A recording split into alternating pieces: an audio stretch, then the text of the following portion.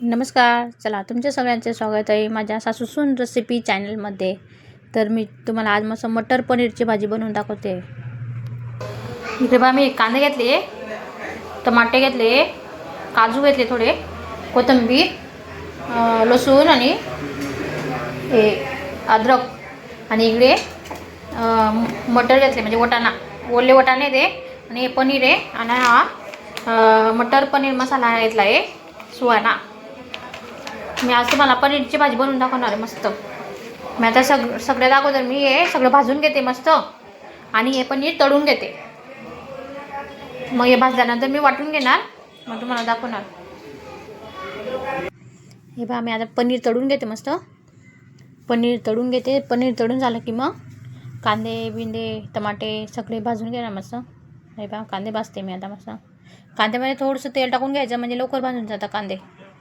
कांदे साईडला करून घ्यायचे, भाजून झाले का साईडला करायचे. लगेच अद्रक टाकायचं, थोडंसं लसूण आणि थोडंसं काजू, थोडंसं तेल टाकून आहे ना चांगलं भाजून घ्यायचं मस्त. ते पण साईडला करून द्यायचं. आणि लगेच टमाटा पण भाजून घ्यायचा थोडा, थोडीशी कोथिंबीर. हे सगळं भाजून झालं ना मग मिक्सरमध्ये मस्त बारीक करून घ्यायचं वाटण. एवढी भारी लागते ना ही मटर पनीरची भाजी. नक्की करून बघा तुम्ही पण, एकच नंबर लागते माझ्या पद्धतीने. हे बघा मग सगळं भाजून झाल्यावर काढून घेतलं ताटामध्ये. पनीर पण तळून झालं आहे. आता थोडंसं एक घाण बाकी आहे. म्हणजे मी एका साईडला पनीर तळत होती आणि एका साईडला कांदे बिंदे सगळं भाजत होती, म्हणजे लवकर होतं ना त्याच्यामुळे. हे बघा मसाला पण वाटून घेते आता मस्त. मसाला वाटताना पाणी टाकायचं नाही त्याच्यामध्ये, बिगर पाण्याचाच मसाला वाटायचा, तरच ती भाजीला चव येते मस्त. हे बघा तेच पनीर तळलं ना तेच तेल टाकते मी आता भाजीमध्ये.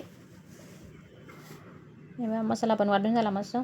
आता मसाला तेलामध्ये तळून घेईल मस्त, कलसून घ्यायचा. पाणी टाकायचं नाही जास्त, म्हणजे मसाला पहिला चांगला भाजून घ्यायचा, मग त्यानंतर आपले सुके मसाले टाकायचा. हा बा पनीर मसाला आणला होता मी मस्त, सुहाना मटर पनीर मसाला टाकते मी भाजीमध्ये. एकच नंबर लागतो तो. नक्की टाकून बघा तुम्ही तो मसाला, खरंच भाजीला खूप चव येते. त्याच्यानंतर बघा हळद टाकली, लाल मिरची पावडर, धना पावडर,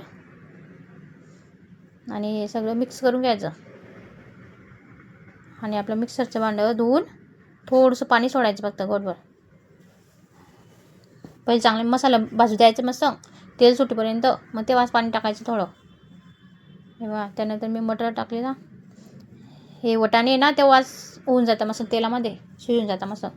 त्याच्यानंतर पनीर टाकलं, आणि आपल्याला जेवढं पाणी लागेल ना तेवढं पाणी सोडायचं.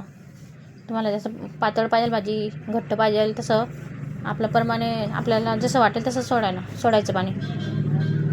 हे बघा मी आता जसं पाणी टाकत आहे. आणि ही भाजी ना जेवढी थंडी झाल्यानंतर आहे ना, एवढी थंडी झाल्यानंतर घट्टी होते ही भाजी.